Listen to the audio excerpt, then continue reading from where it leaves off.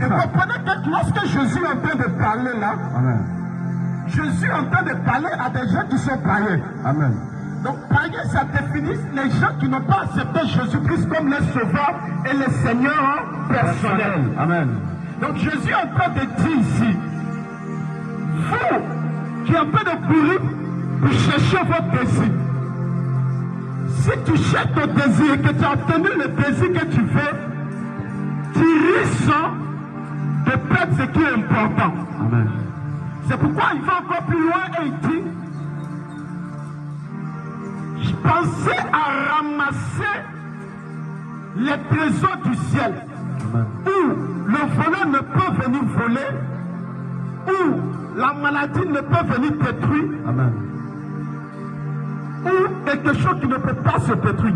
Amen. Donc ici, il est en train de parler du royaume et il est en train de parler de ton désir. Amen. Il est en train de te dire que simplement si tu cherches le royaume des cieux, il n'y a pas quelqu'un qui pourra t'arracher ça. Amen. Ni le vent, ni les obstacles, ni l'homme ne pourra t'arracher ça. Mais si tu cherches ce que tu désires, quelqu'un peut venir t'arracher ça. Quelqu'un peut venir voler ça. Donc comprenez bien la pensée de Dieu. Donc pour toute personne qui désire le royaume des cieux, cette personne-là doit accepter Jésus-Christ comme son sauveur et son Seigneur personnel. Amen. Parce que c'est ce que Dieu a donné comme possibilité à l'homme pour pouvoir être sauvé. C'est pourquoi la Bible dit, car il n'y a été dans le ciel et sur la terre aucun nom qui a été donné dans le ciel, sur la terre, Amen. par lequel un homme puisse être sauvé. Amen. Donc le seul nom qui peut te permettre d'être citoyen du royaume, c'est Jésus-Christ de Nazareth.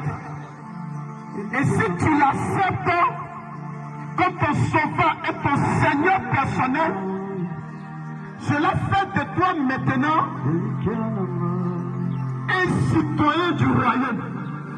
C'est pourquoi la Bible dit que dans Jean chapitre 1, à partir du verset 12 à 13, à ceux qui l'ont reçu et qui ont cru en son nom, la Bible, ou du moins la parole, cette chair les a donné le pouvoir de devenir enfants de Dieu, lesquels sont nés ni de la volonté de la chair, Amen. ni de la volonté du sang, Amen. mais de l'esprit. Amen. Cela veut dire qu'on n'est pas sauvé parce que mon papa est chrétien, donc si je suis chrétien, donc si je nais parce que mon papa est chrétien, je serai sauvé. Non. Voilà pourquoi la Bible dit que ce n'est ni par la volonté de l'homme et ni par la volonté du sang. Donc tu peux avoir père prophète, père bishop, père je ne sais quel titre, mais si tu n'as pas accepté Jésus-Christ comme ton sauveur et ton Seigneur personnel, tu meurs, tu n'hériteras pas du royaume des cieux. Amen.